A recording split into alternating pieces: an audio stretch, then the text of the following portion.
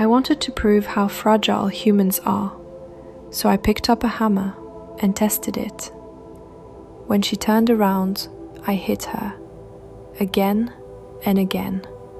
I don't remember how many times. I was too excited.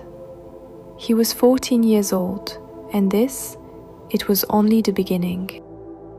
Japan, a country known for safety, clean streets, low crime, order, the kind of place where children walk home alone, where parents don't worry, where danger feels distant. But in 1997, that illusion shattered, not because of a gang, not because of an adult criminal, but because of a boy who looked exactly like everyone else.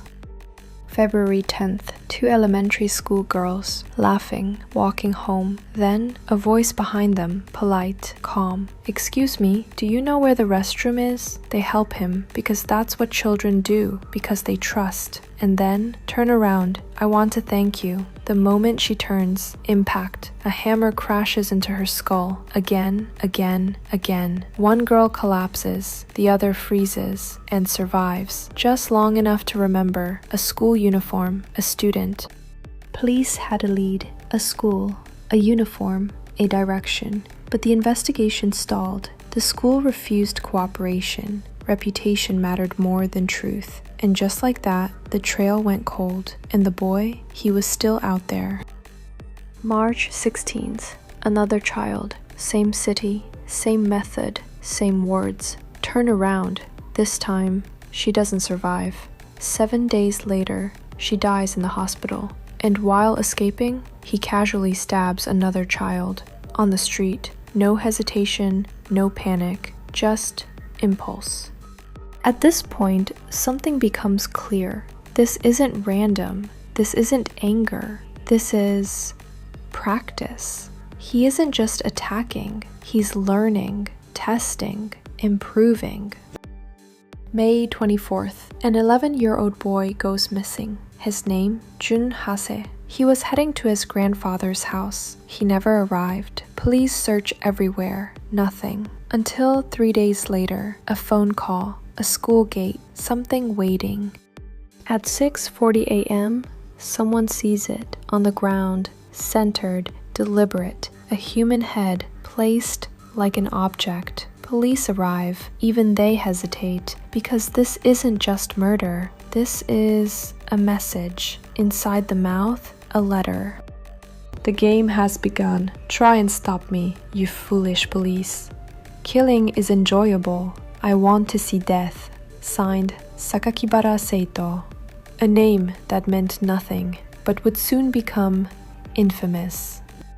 The boy wasn't just killed, he was lured, because the killer knew him. He used something simple, something harmless. "I found a rare blue turtle. Want to see it?" That was enough. Trust, curiosity, innocence, and then a trap. When police finally arrested him, everything changed. Because the killer was not a psychopathic adult, a serial criminal, a stranger. He was a 14-year-old middle school student. And he confessed, calmly, in detail. To understand death, I had to create it. When she died, I felt satisfaction, but it wasn't enough. This wasn't just violence. It was an obsession.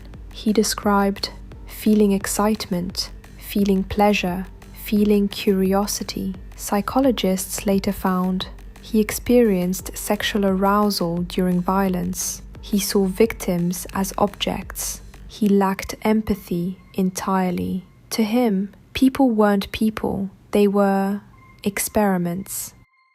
And when the entire country panicked, he felt powerful, untouchable, like a god.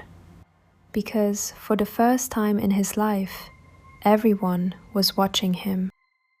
But this didn't start overnight. His childhood, strict parents, no emotional expression, constant pressure. The only person who showed him warmth, his grandmother. When she died, something changed. He became obsessed with death. He began killing animals. At first, small ones, then bigger ones, over and over. trying to understand what is death, until one day he crossed the line. The case shocked Japan so much that laws were changed.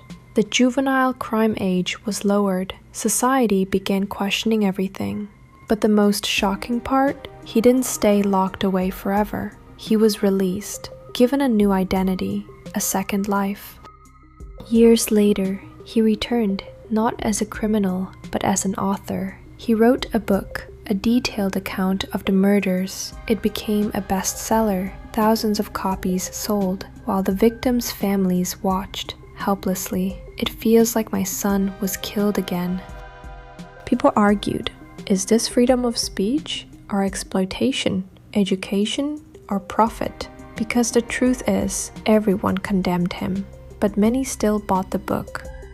So now ask yourself, if someone like him can kill, disappear, change his name, and live among society again, then how many people around you have stories you'll never know? Because the scariest monsters don't look like monsters. They look like